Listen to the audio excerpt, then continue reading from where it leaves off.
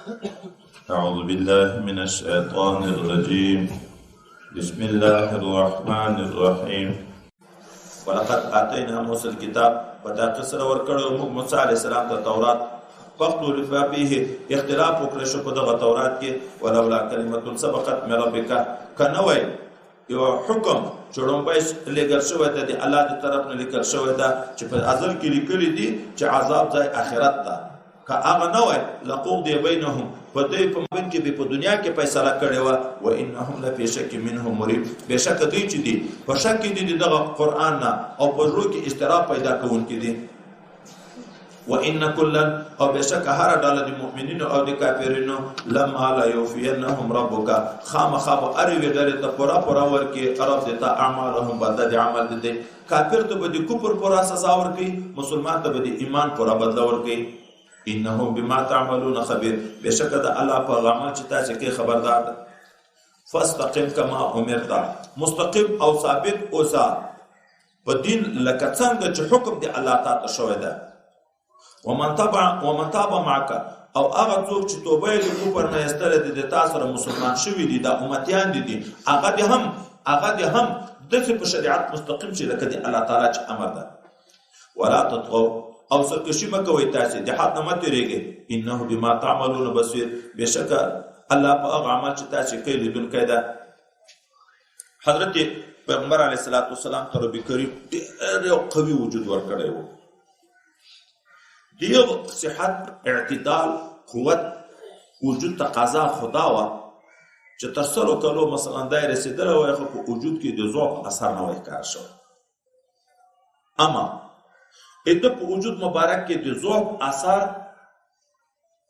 مختلف کار شو ځکه حضرت ابوبکر صدیق رضی الله عنه ورته چې رسول الله صلی الله علیه وسلم سپینګره ګوره وختانه نه دي سپین ځکه د په دریش په تکاله عمر کې پس ټول سره او ګیره کې شل وختان نه وسپی ام ګوکی تیت دلتا چې لیدای کېده نه یو نیم لیدای کېده نو شپته نه دا معنی ضعیف شو وجود یې ضعیف شو چې په اخر وخت د مبارک نفل بیا په ناست کړه د صحت قوي وجود خدا او چې اتاب وجود کې د ذوق اثر د سزر نه وای کار شوی نبی کریم صلی الله علیه وسلم ورته شیبت یهود سورۃ یهود سپیګره کړه ولې سپیګره کړه دغه چې واستقیم کما امرت سورۃ شورا کې راځي یو ته نسبت نه کوي دلته وایي ځکه الله پورا استقامت په دین غواړي خو په یو ځای کې صرف دته حکم کړی او ما په دغه کې د امتی نه مطالبه د استقامت کامل کړی ده ومن تاب معك رسول الله تو خدای په کامل استقامت نصیب وو ځان په باب نو غمجن خدای چې خدای په کامل استقامت ما دي امتی مغواړي دي امت په حال ذات غمجن شو چې دای الله غواړي کامل استقامت څه ده عقاید اخلاق اعمال په ټولو کې به میانه روي افراط او تفریط بنوي عقیده کې مثلا د الله تعالی د صفاتو په متعلق کې د صفات شته چې متشابهات چې ذکر کیږي لکه ید لکه وجه لکه قدم لکه استواء په دغه کې به نه عقیده د تعطیل لري چې دا صفات شته نه به عقیده د تشبیه لري چې دا د مخلوق باندې دغه چې لاس لري دغه چې پکې لري ګوري لفظ ویني دغه لفظ چې کومه معنا ده د جسمانی صفاتو چختن ده ظاهر کا عقل خو مجسمه او عقیده جوړیږي که بالکل انکار کوي د جبریه او د دغه عقیده جوړیږي نو درمیانه بچي دغه چې د جبرو د اختیار په متعلق کې د جبم نه لکه جبریه چې انسان مجبوري محض د انسان اس نشي کړای دا عقیده هم نه راولي د جبم نه لکه معتزله او خوارج انسان خالق د خپل افعال د چې څه کې د خوخه ده په خپل خوخه کې د خالق ده نبدا اختیار تام بنده ته ثابته تام اختیار چې د خالق ده نبو مجبوری بوله چې د ایت نشته مابین کې بچلېږي چې الله خالق ده بنده کاسب ده کیسه بنده کوي وای نو په عقیده کې بم د چې درمیانه حاله بچلېږي چې نه جبریت وي نه قدریت وي نه تشبیه وي نه تعطیل وي په اخلاقو کې به هم درمیانه چلیږي، نه به تهور وي نه به جبن وي، شجاعت به په ځان کې راولي. تهور دا چې ځان هلاکت ته اچول، ډار مار هېڅ شی نشته، بس د ځان احساس د ساتنې بلکل نه وي در سره. ټانک ته اوس مثلا په تش لاس مخ ته منډې ووهئ، خپل ځان هلاکت ته اچول، په هر چا ظلم کول، د هر چا سره جنګ کول، دا به هم نه وي. جبن به هم نه وي چې حق نشي بیانولی. په مابین کې یو صفت د شجاعت په ځان کې راولي چې د حق په ځای کې به سختدریزه د مسلمان سره به بیا نرمدیلی وي. اشداء علی الکفار رحماء بینهم. نه به بخل وي نه به اسراف وي. ګورې دواړه طرفه به نه وي. نه به بخل وي چې د خدای فرض زکات نه ورکوي، نه به اسراف وي چې په ښو بدو نه ګورې، حلال او حرامو ته په سروزو یې ورکوي، په شرابو یې ورکوي، په قماربازۍ یې ورکوي. درمیانه حاله وي چې جود د کرم د سخاوت ده. نه به شهوت دومره در باندې غالبه کېږي چې په زنا او په لیواتتو په دغه لګیا کېږي. نه به دومره کمزوري کوي چې د خپلې ښځې حق نشي ورکولی، د عنین په شکل یې. درمیانه حاله به وي. دا اخلاق به هم داسې چې درمیانه حاله به ساتي، او اعمال به هم داسې چې درمیانه حاله به ساتي. نه داسې چې بیخي فرض نه کړي، فرض لمونځ، فرض روژه، فرض زکات، فرض حج نه کړي. نه داسې چې شپه ورځ دې ورکړي عبادت ته، نه د شپې خوب کې، نه د ورځې خوراک کوي، شپه ورځ عبادت کوي چې اخر بیا پکې ناکامېږي. نه، عبادت به هم درمیانه کې.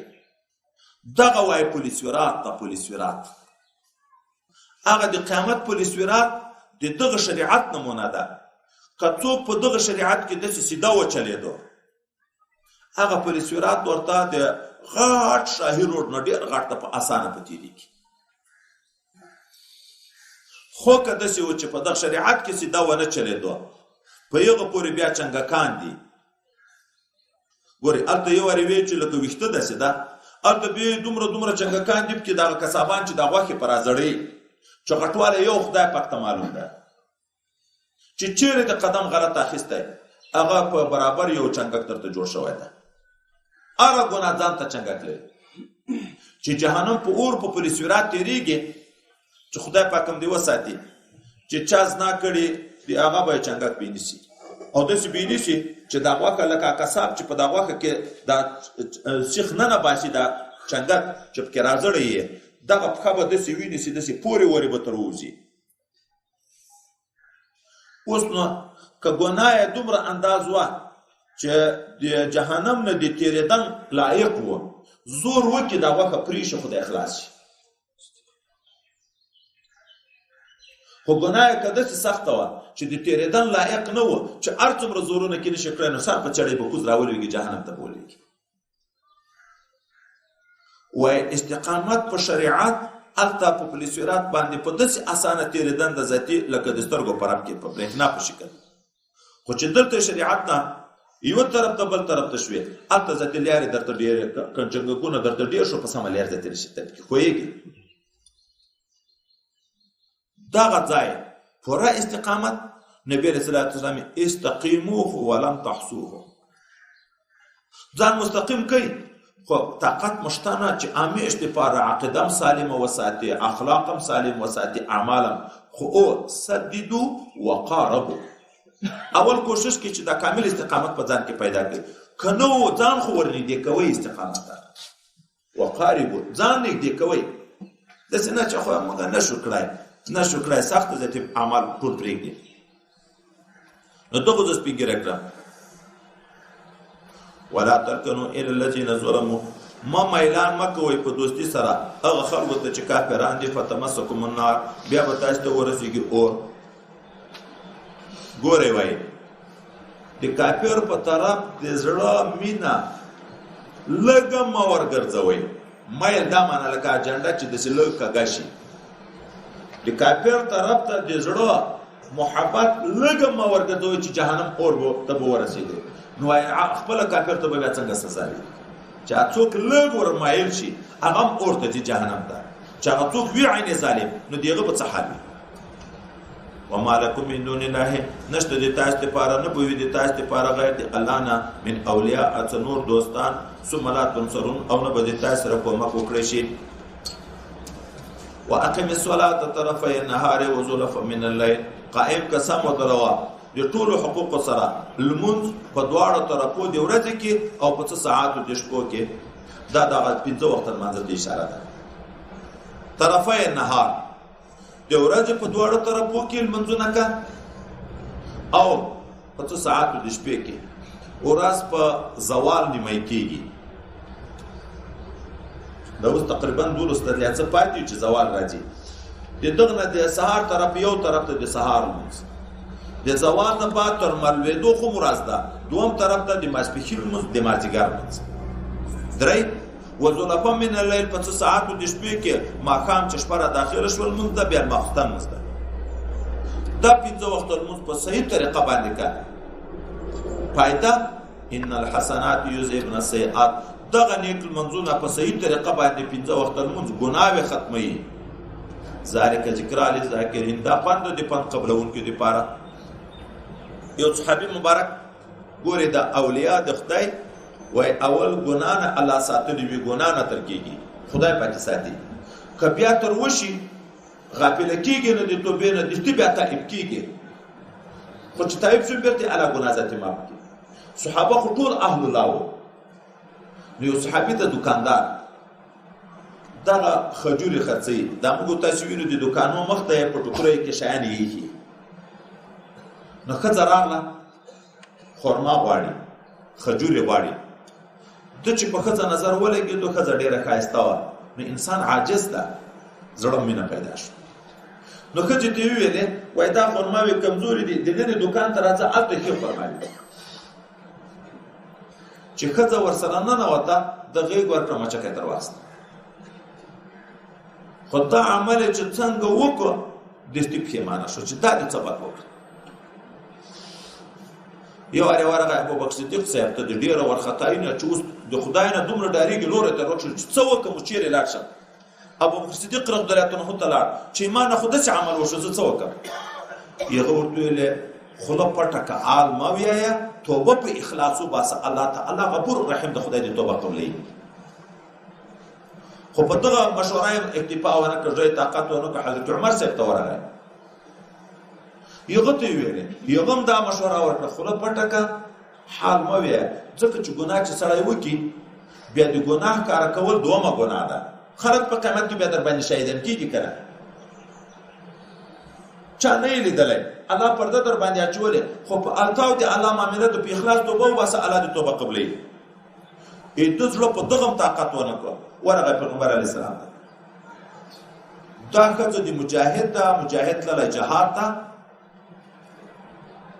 چې نبی علیه السلام ته یې وویلې داسې معامله وه د چا سره د پلانکي د ښځې سره ښه د مجاهد د ښځې سره تا داسې وکړه. نن د مجاهدینو د کونډو سره څه لوبې کېږي څه ظلمونه کېږي د یتیمانو سره څه ظلمونه کېږي. رسول الله صلی الله علیه وسلم ورته وی نه د مجاهد د ښځې سره دې دا وکړه خدای ته به څه وایي چې هغه د خدای د دین دپاره تللی ځان قربانوي. نو نهایت زیات غمجن شو. لږ ساعت بعد په پیغمبر علیه السلام دا آیت نازل شو چې دا 5 وخته لمونځ چې په صحیح طریقه څوک وکړي داسې صغیره دا مچول د ښځې خو لاس ورول د ښځې دا خو صغیرې ګناوې دي خو زنا یې هغه لویه کبیره ده. دا خدای پاک په دغه لمونځو معاف کوي. صحابي د نبی علیه السلام تر وخت لمانځه راغی لمونځ یې وکړه. د لمانځه نه بعد بیا صحابي اوس ورخطا ده چې رسول الله به د ما سره اوس څه کوي زه څه وکړم. بیا یې نبی علیه السلام ته وویلې نبی علیه السلام ورته ویلې ولې تا د ما سره لمونځ ونه کړو وایي ومې کړو وایي بس ګناه دې معاف شي. آیات یې ویلې یا وایي دغه صحابي پوښتنه وکړه علیه خاصتا یا رسول الله دا انعام خدای ما ته خاص راکړو چې تاسو سره په لمانځه کې شریک شوم دا ګناه راته معاف کړه که ټول امتیان چې په اخلاص لمونځ وکړي خدای ګناه معاف کوي. او یا وایي دا ناتو صحابه چې دا خبره واورېده نو یو پوښتنه وکړه الله خاصتا یا رسول الله دا انعام خاص په ده د که موږ ته به هم که ګناه داسې صغیره را نشوه خدای په لمانځه راته معاف کوي. نبي علیه السلام ویل نه دا د ما د ټولو امتیانو چې په دغه آیات عمل کوي چې 15 وخته لمونځ په صحیح طریقه کوي صغیرې ګناه به خدای پاک معاف کوي. بل حدیث مبارک کې راځي دا 15 وخته لمونځ کړن داسې مثال لري لکه د چا د کور مخ ته ویاله تیره ده،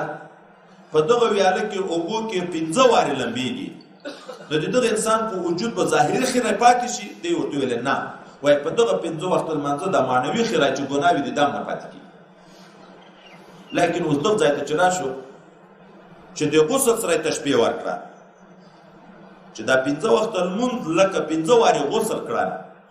خو مولانا زکریا صاحب وایي چې غسلونه اوس 2 قسمه دي. یو قسم داسې غسل ده اداوین په دغه لحاظ چې څوک وي چې احادیث چې 15 وخته لمونځ باندې ګناه معاف کېږي، څوک مطلق کوي چې کبیره او صغیره په معاف کېږي، څوک یې نه صغیره په معاف کېږي. دای ځکه بیا تحقیق کوي دای داسې وي تشبیه د غسل سره ورکړه.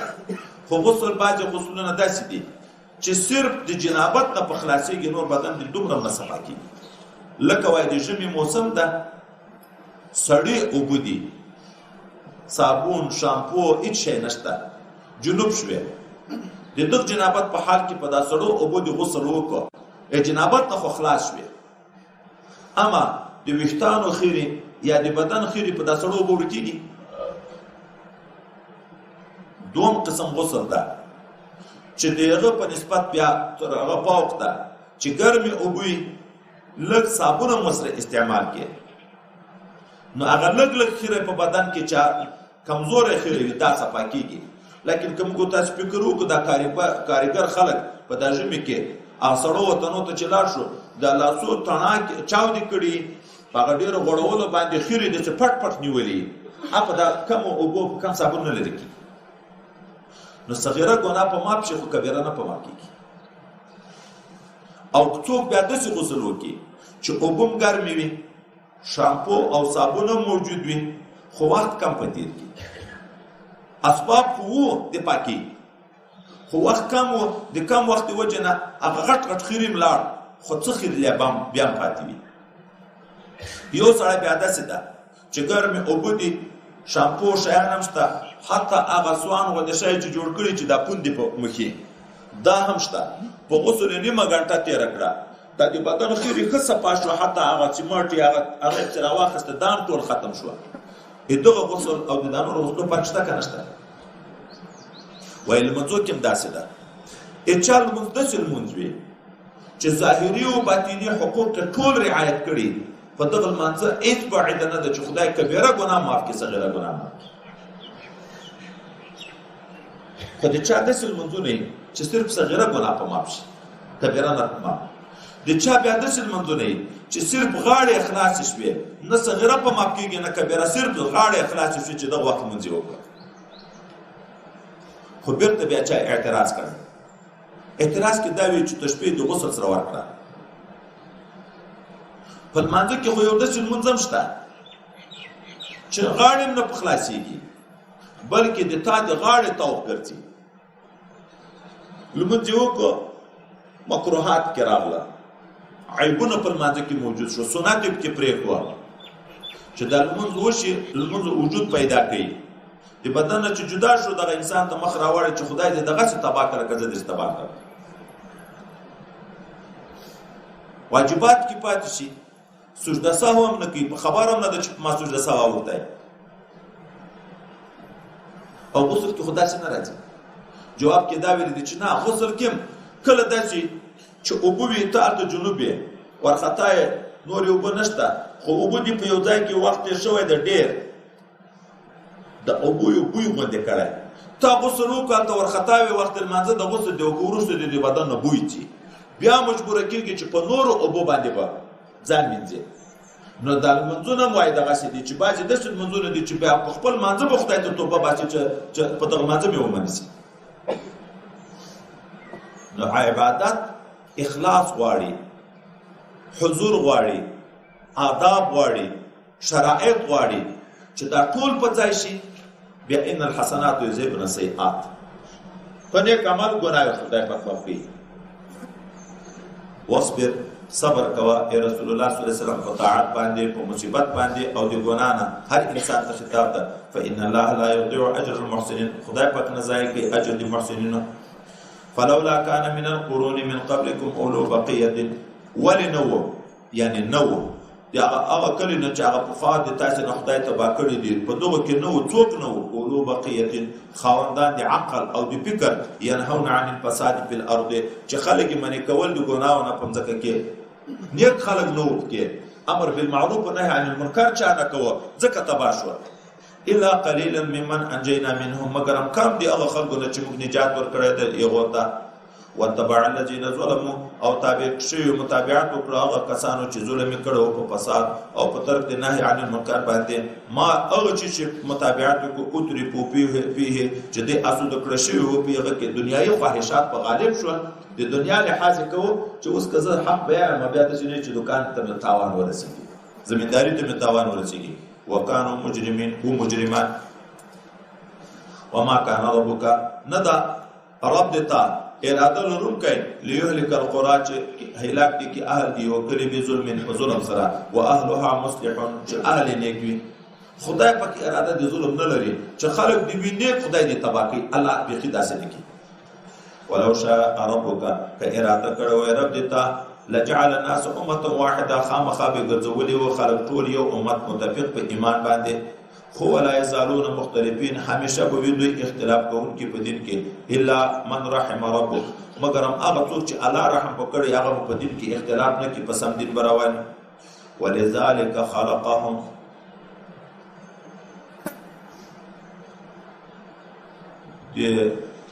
رحمت لپاره د رحمانه چې عوالميږي الا من رحم ربك ولذلك د رحمت لپاره خلقهم الله پیدا کړی دي یا وای دغه راځي یا ولذلك هغه مختلفین ولا يزالون مختلفین د اختلاف لپاره الله پیدا کړی دي په دې څه مطلب ده چې الله د اختلاف لپاره دا التلک مخکې چې موږ ویل چې ولقد زرعنا لجهنم كثير من الناس من الجن والانس عاقبت دا الله خو د رحمت لپاره پیدا دي ځکه عبادت ذریعہ د رحمت ده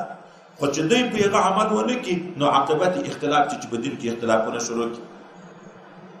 وتمت کلمت ربک ورشوه دا خبره د رب دتا لاملا ان جهنم چې زبردکم جهنم من الجنه دي پیریان او الناس اجمعين د خلق ټولنا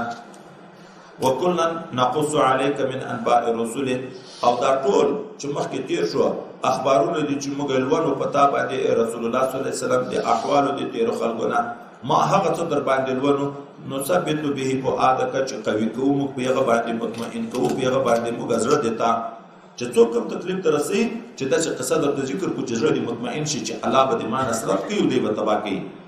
وجاءك في هذه الحق راغله د تاته په دغه اخبارو کې حق رښتیا خبره او موعظه وعظ نصيحت وذکر فن للمؤمنين البارد المؤمنين وقل للذين لا يؤمنون اعملوا على مكانتكم تو يا رسول الله صلى الله عليه وسلم هغه کسانو ته چې ایمان راوړي تاسو عمل کوئ په خپل حالت باندې ان عاملون مغعمل کوونکي په خپل حالت باندې وانتظروا انتظار کوئ ان منتظرون مغم انتظار کوئ تاسو خپل عاقبت انتظار کې خپل عاقبت ده ولله غیب السماوات والارض خاص الله لرا علم په پټو شایانو دي اسمانو دي ځکه الله لرا ده واليه يرجع الامر او دغه الله تراجع کول کې ټول کارونه الامر كله کار ټول فاعبده نو دغه یو الله عبادت کوي او توکل علیه توکل کوي الله باندې وما ربك بغافل عما تعملون ندرب دتا بے پروا دي هغه څه چې تاسو عمل کوي